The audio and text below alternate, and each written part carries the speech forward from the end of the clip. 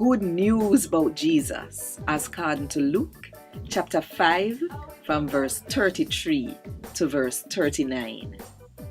Keep away from food or no keep away from food.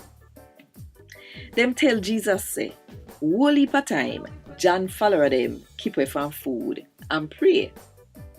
The Pharisee them do it too. But feed them and yam and drink. Jesus answer them back say, you think say the people them where the bridegroom invite him wedding fi keep away from food when he amongst them? The time a go come when the bridegroom a go gone from them.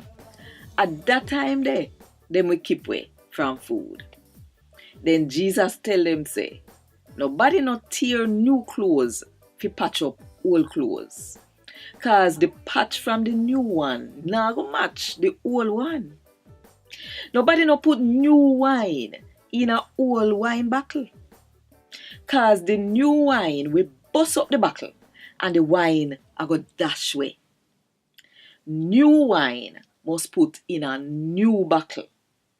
And nobody after them drink old wine no want new wine.